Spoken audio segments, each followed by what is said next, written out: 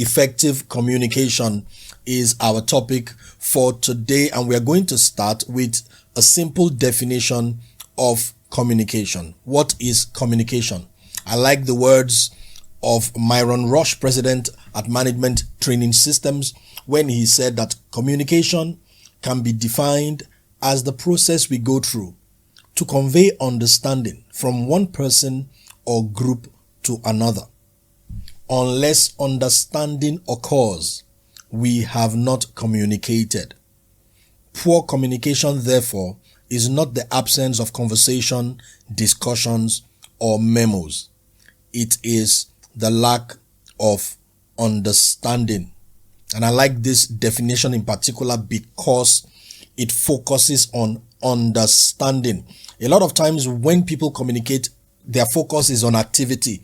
I have said my own. I have said a piece of my mind. We have held a meeting. I have sent a letter.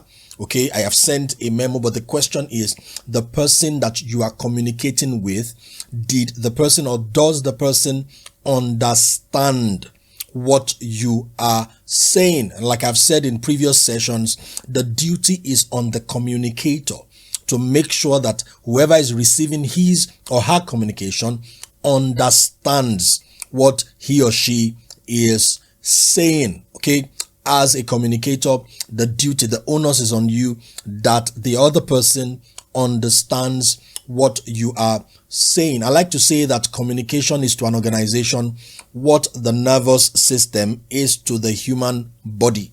Say you are the leader and you have a team.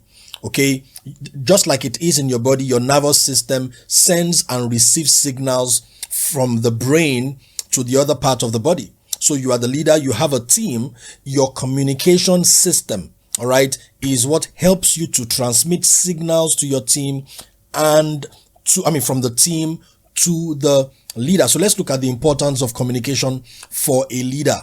Communication is how a leader casts vision, motivates his team, inspires commitment. As a matter of fact, communication is how a leader facilitates change. I like to say that where there is no consistent change, there is no leadership. And one crucial tool for the leader is communication. When a leader cannot communicate well, or when a leader is a poor communicator, the leader's effectiveness will be limited. I like the words of Danto Manquez. Let's look at what he said together. Danto Manquez said, "A leader must get things done through others. Therefore, the leader must have the ability to inspire and motivate, guide and direct and listen. It is only through communication that the leader is able to cause others to internalize his or her vision and implement it." Now, it's not only the leader that must master effective communication. Even team members must master effective communication because it provides them an outlet for unlimited, innovative, and creative contribution, as well as honest feedback. How do you tell your leader there's a better way to do it? How do you tell your leader, I have seen what you are saying, but I think I see another perspective to it? It is through effective communication. I don't know if you've been there before, where you can see something from your angle, from your perspective in an organization, and you are trying to get the leader to see it. You understand it, you see it, but the person you are communicating to does not see it. A lot of times we think it's because the leader does not care. Most of the time it is because the team member, the subordinate, the follower does not know how to communicate effectively. As we go along this morning, you will understand what I am saying. Like we have said before, that you have said it is not enough. That your intentions are righteous or positive is not enough. The duty is on the communicator to make sure that the other party understands what you are saying. So like we said, communication is so important in an organization, just like the nervous system is so important in the human body. Now, there are three major constituents of effective communication, and those are the things I'm going to focus on in the rest of the time that we have today. There are three major constituents of effective communication, and they are listening, thinking, and speaking or writing. Okay. Listening, thinking, and speaking or writing. So I'm going to unpack them one after the other. The first one is listening. The first major constituent of effective communication is not speaking. It is listening. Now, management training systems carried out a survey, and according to their survey, the average person spends about 70% of his working day, of his waking day, in verbal communication. This is important. The average one of us spends about 70% of your day in verbal communication. In other words, you're either talking to somebody or listening to somebody at every moment in the day at 70%, okay, in the average. 45% of this verbal of this time is spent listening. So you spend 70% of your day in verbal communication. 45% of that time you are listening. 65% of the time you're talking. But our focus is on listening.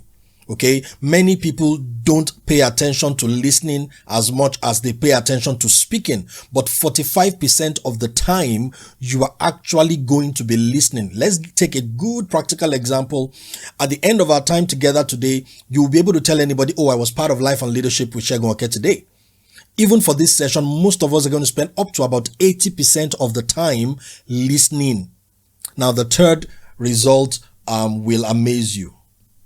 Without specific training in listening, the efficiency of the average person in this skill is only 25%.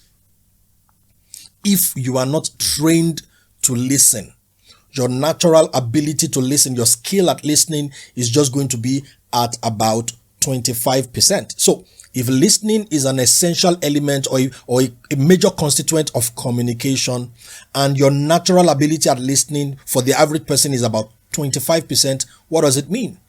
To be effective in communication, you need to train yourself to listen. So naturally you have 25%.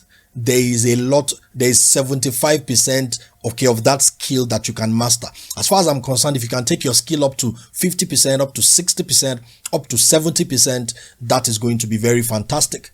Okay, 25% for the average person. What does that mean? You are in a good company because the average person does not know how to listen better than you do. I know a lot of us struggle in this area. Many leaders, our problem is not that we don't know what to say.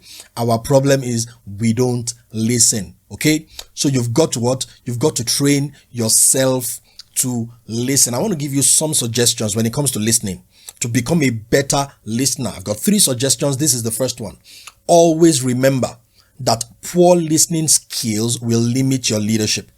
That's the first thing. Always remember, at every time you are conversing with somebody, you're communicating with people, just remember, put it at the back of your mind. If I don't listen, I won't be able to lead effectively.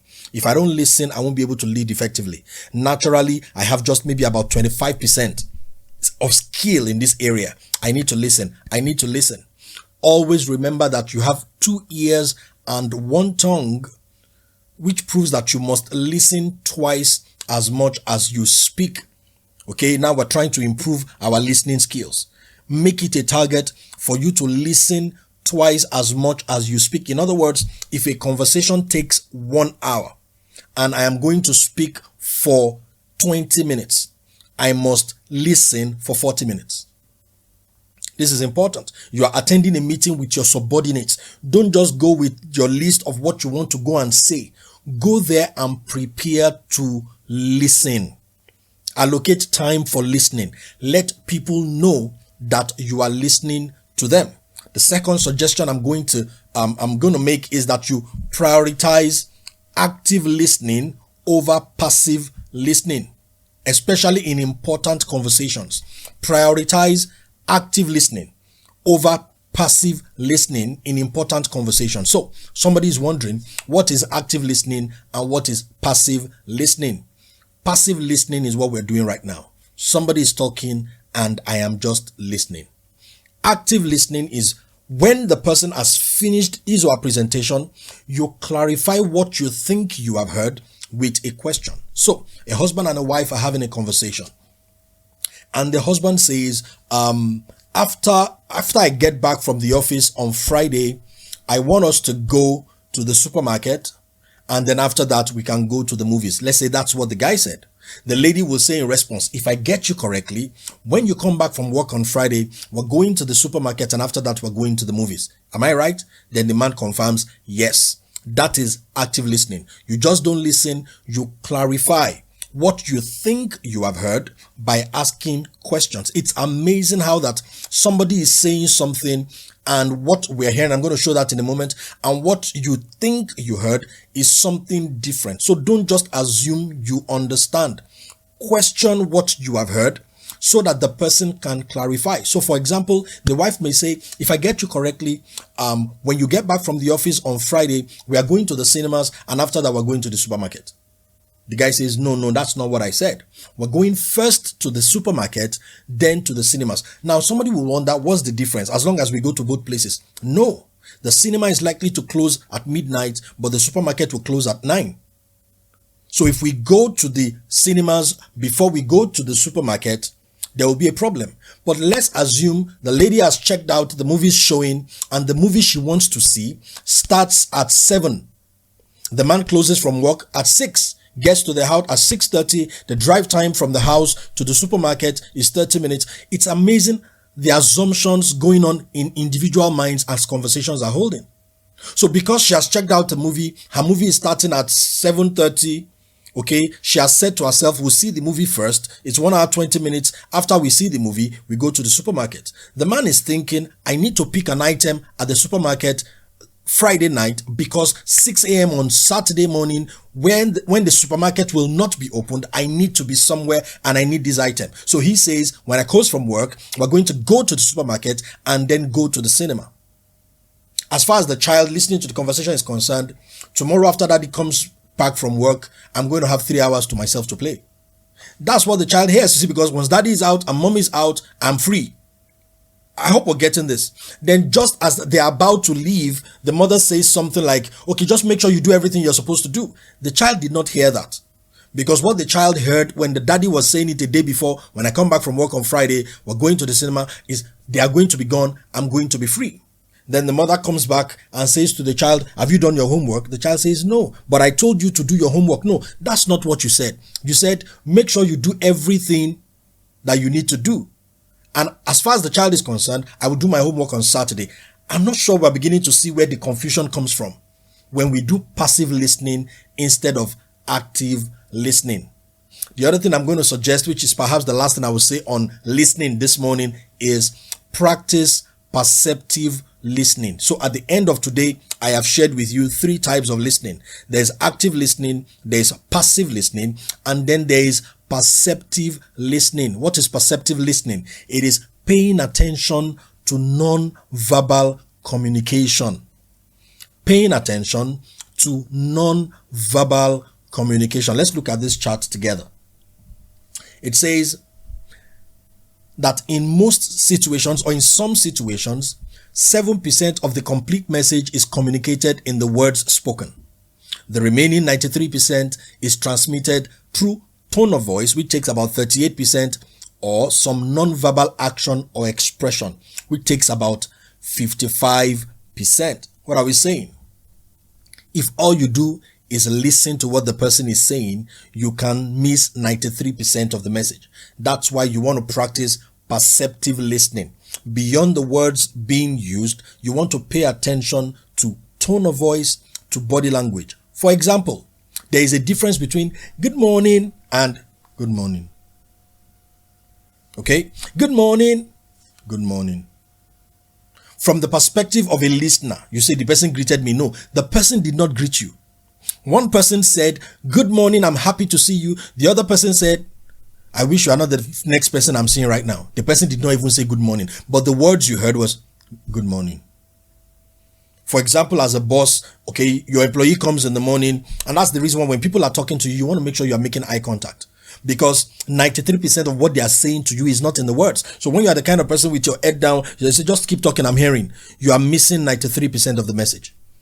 You want to make sure you put the phone down. Okay, I'm going to try my best to cut across different, areas of our lives. But for example, in social conversations, you are in a meeting with people, whether you are the leader or you are the subordinate, it does not matter. Put your phone down. Not just put your phone down, put it face down. So you don't see any notifications. Put it on silence. You are communicating already. You are telling the person you are meeting with you are important, and people notice these things. I don't know if you've been in a meeting with somebody, you are talking and then the person picks their phone. They didn't pick a call, but they will pick their phone, fiddle with it. They will drop it face up. Every notification will catch their attention. You have not said anything, but what you have communicated with 93%, is, or perhaps 55% body language is, I'd rather not be here. And a lot of times, that's not what you mean. Or sometimes you're talking to somebody, even though they are nodding and they are telling you, but if you look at their body language, you can tell this person is not here. This person is not listening to me. I'm going to give two examples from the Bible to underscore what I am saying. And I don't mean it in a religious way, but these are just events that happened that buttresses what we're trying to say. So in the book of Mark chapter 8, there's a story there. Jesus was in the boat with his disciples and he said to them, now this is what he said: beware of the yeast of the Pharisees. That's what he said, 7%. Beware of the yeast of the Pharisees. Now his disciples had conversations among themselves, and amazingly they came to this conclusion: our master is upset because we did not take bread along. How they came to that conclusion, I don't know. And that's why as a leader, you don't want to assume that people understand what you're saying. And that was their conclusion. He is offended. He is angry with us because we did not take bread. Now Jesus said to them, he said, when we had 5,000 people and all we had was 5 loaves and 2 fish, what happened? He said, you multiplied bread for everybody. He said, yeah. He said, the other day we had 4,000 people. What happened? He said, yes, you multiplied bread for everybody to eat. And I was like, so don't you still understand? What I was trying to say is, look, I multiply bread. I cannot be angry because you don't have bread. He said to them, I said, be aware of the yeast of the Pharisees. Now, Jesus was speaking and he was using the metaphor. What he was saying essentially is, beware of the influence of the Pharisees and the leaders and the religious leaders. That was what he was saying. Be careful so that you are not influenced by them. Just as yeast has influence on the dough, these religious leaders can have influence on you. Full stop. The conversation was not about food, but the disciples of Jesus were not practicing perceptive listening. I want you to compare that scenario to another scenario in the Bible in Acts of Apostles chapter 17. You would allow me to read this one to you because it's more interesting when I read it. Acts of Apostles chapter 17 verse 22 to verse 23. Just allow me to read it from the Passion translation of the Bible. It says, so Paul stood in the middle of the leadership council and said, respected elders of Athens, it is clear to me how extravagant you are in your worship of idols. For as I walked through your city, I was captivated by the many shrines and objects of your worship. I even found an inscription on an altar that read, to the unknown God. I have come to introduce you to this God whom you worship without even knowing anything about him. Ladies and gentlemen, this is excellent communication, an excellent display of perceptive communication. This was Paul in Athens, a community, an environment of idol worshippers. Now he was there to communicate the gospel to them. Another person could have just said to them, you are idol worshippers. If you continue like this, you will be destroyed. That will be the end of you, blah, blah, blah, blah. But no, what did he do? As he was walking around the city, he saw a shrine and there was an inscription on the shrine, to the unknown God. In other words, we are worshiping all these other idols. There's even this one we are worshiping, but we don't know. And he decided to use that as the inroad. So he said to them, you have been worshiping him already. I want to introduce him to you. You and I know that those people did not know the living God, and that perhaps was not who they thought they were worshiping, but he saw the inscription, to the unknown God, to an unknown God. So, there's an unknown God you are worshiping. Let's start from there. That is what perceptive listening. Observation. When people are talking to you, you have to just put it at the back of your mind. Everything is saying, or everything she is saying or trying to say, is just 7% of the it's made up of just 7 words. 7% of it is made up of words. What is the person's tone of voice saying? What is the person's body language saying? When somebody tells you, I'm so excited you are here, it's different from, I'm excited you are here. And it's different from, I'm excited you are here. Okay? The same words, but different tone of voice, different body language. Okay? Let's drop listening now. Very, very crucial component of communication. And let's move to the second one, which is thinking. Okay? Thinking. Another expression for that is information processing. If I tell you what happened to me right now, you will laugh at me. I did this illustration with my phone right now, and as I finished, I dropped the phone facing up. The moment I said thinking, the first thing that happened was notification on my phone.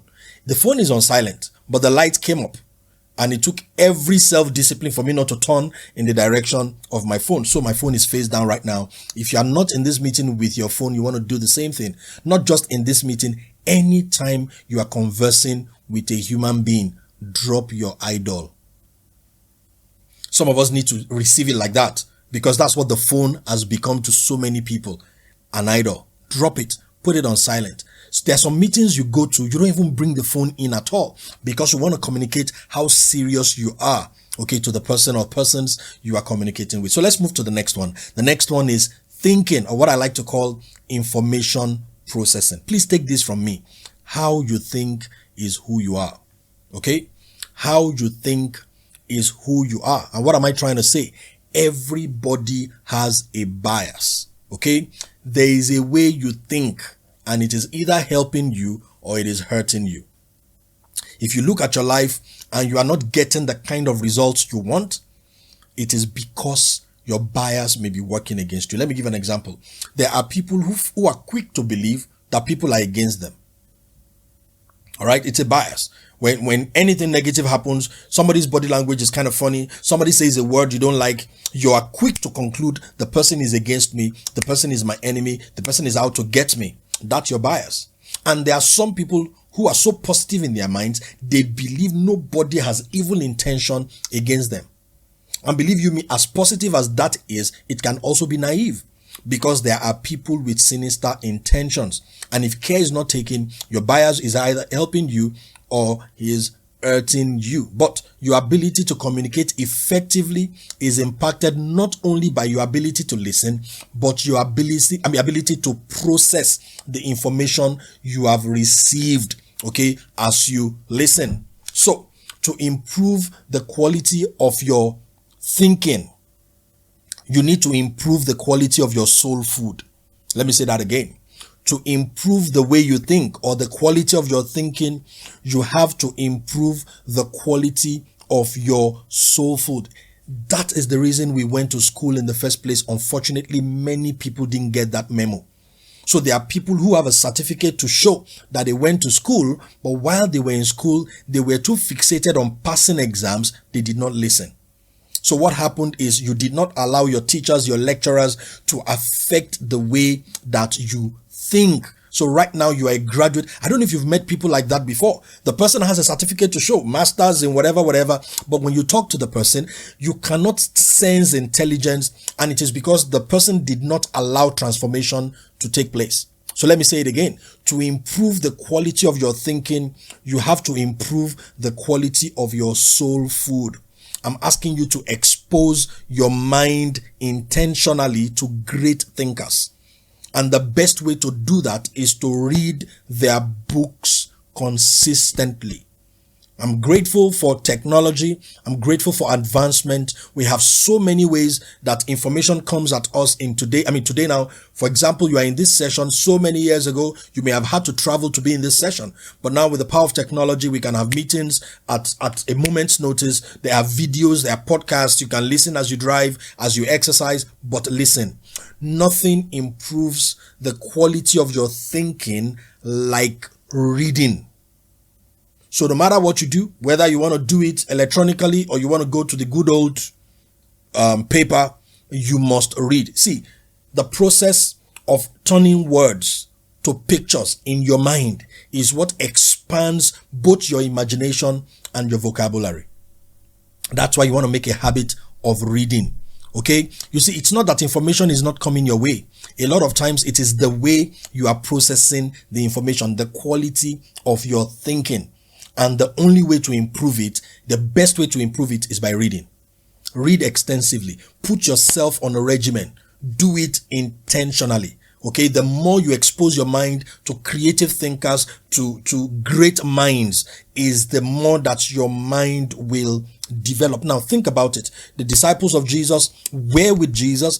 That is to show you, because mentoring is important, but that's to show you how that reading trumps every other kind of exposure. How can you be with Jesus, listen to Jesus directly, and misunderstand him? Some of us reading their stories tend to understand Jesus more than they did, because the process of reading is important. That's what I'm saying to you. The process of reading. Some of us are exposed to great minds. You work with them or you go for their conferences. It is not as important as sitting down to read their words. Like I said, when you turn words to pictures, it expands your imagination. It affects the way you think. If you have been in a session with me, you know any session on thinking does not end without me recommending the book by John C. Maxwell, How Successful People Think. Now listen, you've heard me say it severally. If you have not read that book in the last 3 years, you are deceiving yourself. Because I know some of us, you even read the original one, okay, Thinking for a Change, but it's not enough. That book is not the kind of book you read and you just be able to say, I've read the book. It's a book you refer to from time to time. I will recommend, if you are that kind of person that you cannot naturally say you're a fantastic thinker, you read that book once every year. Okay, How Successful People Think is the title right now. Okay, the original edition was titled Thinking for a Change. Some of us have that, and some of us have both. Okay, Thinking for a Change and How Successful People Think. I have the hard copy, I have the soft copy, because it's not a book you read once. It's a reference material. In that book, John Maxwell teaches on 11 thinking skills of successful people. Now, the beauty of thinking is not a talent. Okay, thinking is an ability that anybody can develop. Yes, some people may be gifted, some people may be very intelligent from birth, but everybody can train him or herself to be an exceptional thinker. Somebody is wondering, I thought the session is on effective communication. Believe you me, 80% of effective communication is listening and thinking. Okay, listening and thinking. Listening and thinking. But since you anticipated it, let's move to the third constituent or component of effective communication, which is speaking or writing. Now, this is what I'm going to say to you. If you are a skillful listener, you will be a skillful thinker. And if you're a skillful listener and thinker, you will be a good writer or speaker. And that's why I said, you want to be effective in your communication, invest 80% of your time in listening and thinking. Listening and thinking. Listening and thinking. For effective communication, I will advise that you follow this pattern. Listen, think, write, and then speak. Okay? Many of us are speakers. You lead a team. Follow this pattern. You want to make a change in your organization? First, listen. Call a meeting and ask questions and listen. Then the information you get from that session, take it to your personal session and then think. Based on your processing of the information you have gathered, then document what you want to see. What you want to say, the change you want to effect in the organization. Only and only then should you stand in front of people to say, guys, this is what we are going to do next. Follow this pattern, okay? Listen, think, write, then speak. Listen, think, write, and then speak. Make it a habit not to say anything until you have documented it. It's amazing how that you think you know what you want to say, but there's something about writing that clarifies thinking. Okay? Writing clarifies your thought. Every stupid idea shows itself first on paper. And so you see, when you speak in a gathering, in a meeting, and you fall flat on your face, check it very well. You did not document your thoughts. Okay, I say it all the time. There is nothing like an excellent impromptu speech. Let me say that again. There is nothing like an excellent impromptu speech. You may say, oh, I was able to wing it and it was okay. No, it could have been better if you took time to what? To document what you were going to say. All right? Document what you are going to say. So like I said before, follow this pattern. Listen, think, write, then speak. Let me say another thing to you. You can be a good writer, but a poor speaker. But you can never be a good speaker and a bad writer. So you see, there's something about communication. There's something about speaking. What we're saying is speaking has some set of rules that when you follow them, and time will not permit me to cover that today, maybe in some other session, I have another material that I've titled 10 Commandments of Public Speaking. And today I'm not talking about public speaking today. I'm talking about communication essentially. Okay. Maybe in that other session, yeah, we can talk about some of those details. All right. But follow this pattern, listen, think, write, speak. Okay. You can be a good writer but a poor speaker. Because sometimes just the process of documenting your thoughts, okay, is simple, is basic, is straightforward. But if you master the principles of speaking, okay, and that's why I'm asking you to write first before you speak. But the moment you become an excellent speaker, writing will no longer be a problem, because all you need to do is document what you said. And that's why some of the best books, okay, are transcripts of a good speaker. And it is because that person has learned to listen, the person has learned to think, the person has learned to write, and now the person has learned to speak. Okay? Plan your communication. I'm beginning to round up.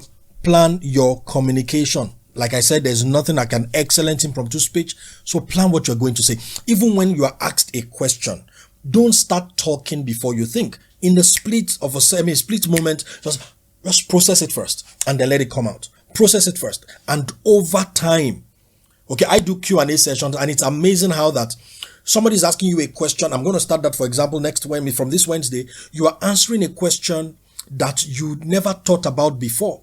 But because you have trained yourself to think before you speak, even in that 2 seconds, 3 seconds of processing, you can quickly process your response and then decide what you are going to say before you say it. Okay, I want to share with us the thoughts of Gerald Blair on this matter.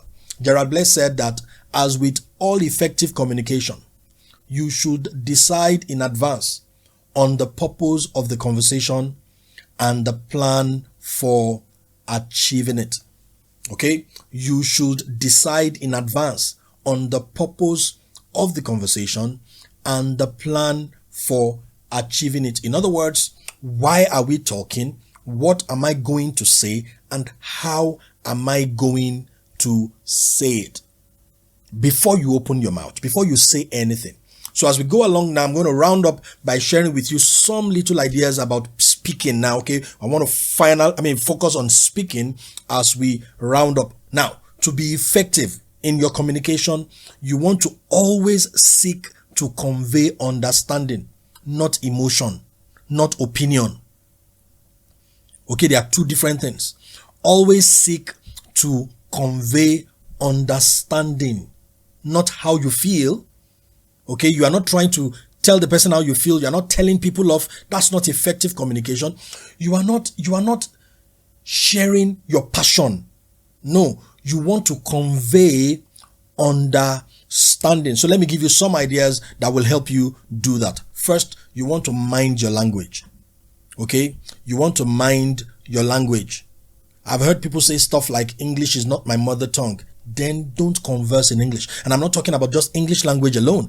Any language you want to converse in, make sure you have mastered the language. For example, you visit another city and you want to, maybe connect with the people. Don't just assume because you saw something online, okay, this is the way they greet. Okay, I mean, let me give you an example. I can't even remember. Is this Spanish now when you say spasiba?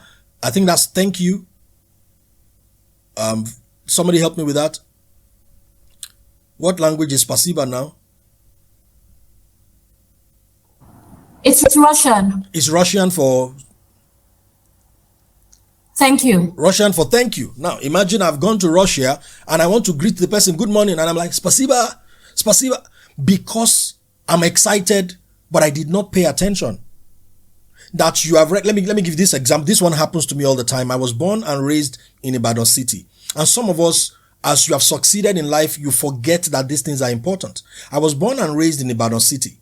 I learned the Yoruba language from home, not from school. Now, there's a challenge between Yoruba language and English language. In Yoruba, what you call the letter A in Yoruba is pronounced A. Okay? English is A. Yoruba is A. So you notice the average Yoruba person, when they see a word with the letter A, they will pronounce it as A. So I did a recording last week, and the name I was going to pronounce is the name Horatio. Horatio. And 3 times in the recording, I pronounced it as Horatio. Now this, I wrote the script myself. I checked the pronunciation. I told myself, make sure you pronounce it correctly. And 3 times, mindlessly, I pronounced it as Horatio. I had to edit that part out of my presentation. That's how much we have been mastered sometimes by wrong expressions. For example, Yoruba person would easily say Pharaoh. But it's not far, it's Pharaoh.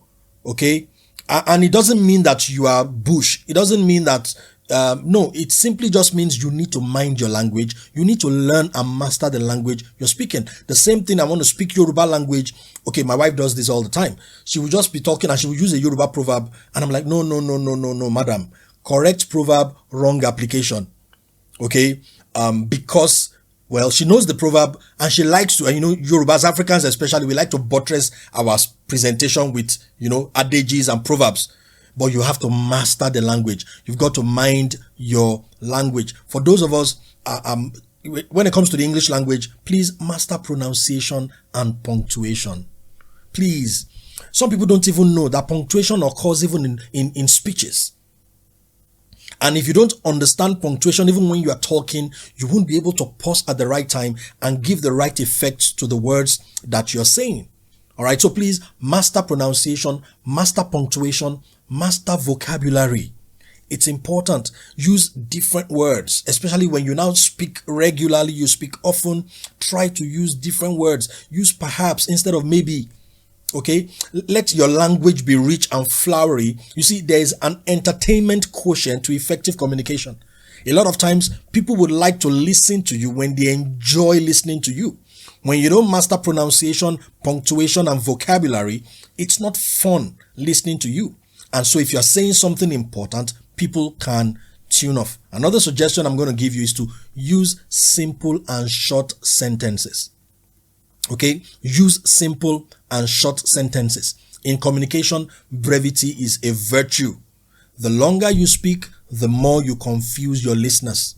Okay, the longer you speak, the more you confuse your listeners. That's why some of the best communicators in the world, you will notice they can say in 2 minutes what some of us will say in 10 minutes. A lot of times it is because they thought about it, they wrote it, and it is in writing that you say, no, I can take this out, I can take that out, I can take this out. I recommend this all the time.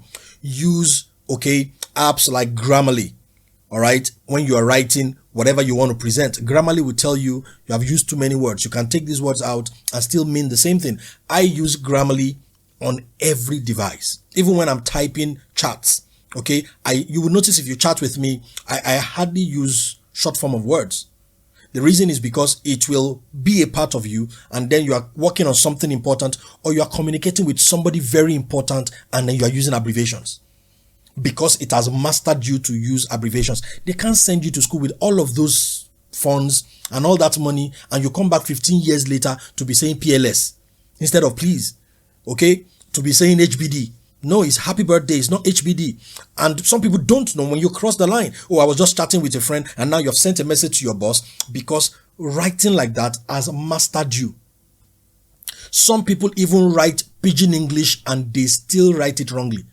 Grammatical errors while writing pidgin English, because there's now this liberty of, as long as people can understand what I'm trying to say, no, you're going to come across as crude, crass, and nobody will take you serious. Okay. And finally, speak, or is it finally? I think I have one more point. Speak your listener's language. Now, this is also very, very important. Okay, speak your listener's language. And I'm saying use words that the people you are communicating with truly understand. If you're a professional and you're talking to laymen, don't use technical words because you want to impress them. You don't impress people, you confuse them when you use technical jargons because you are trying to, lawyers used to try to do that. It's amazing how that by the time we got to law school, we found out that that's actually contrary to the training of the lawyer.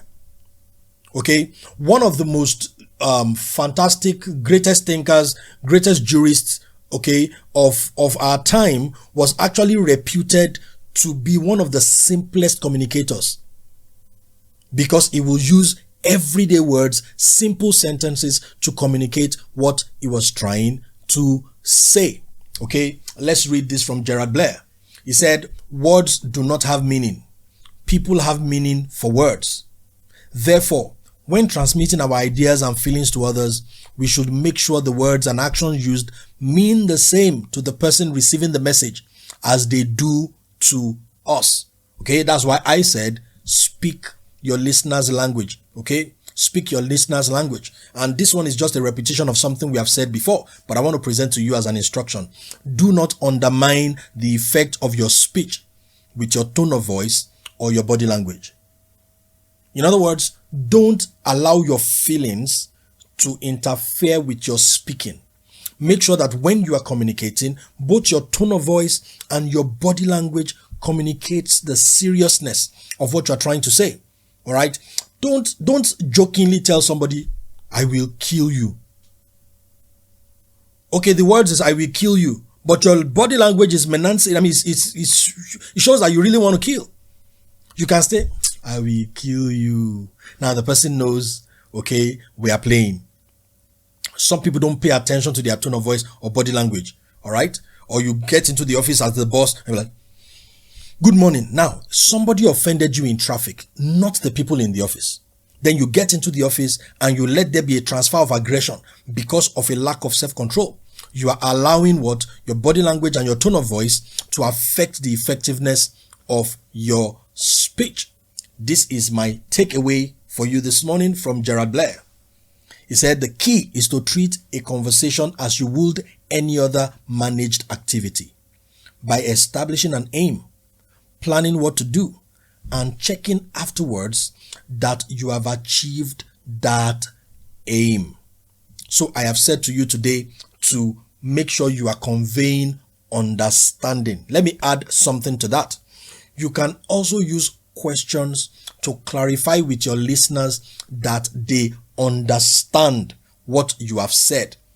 Don't take pleasure from speaking. Take pleasure from the fact that the people you are speaking with understand what you have said or what you are saying.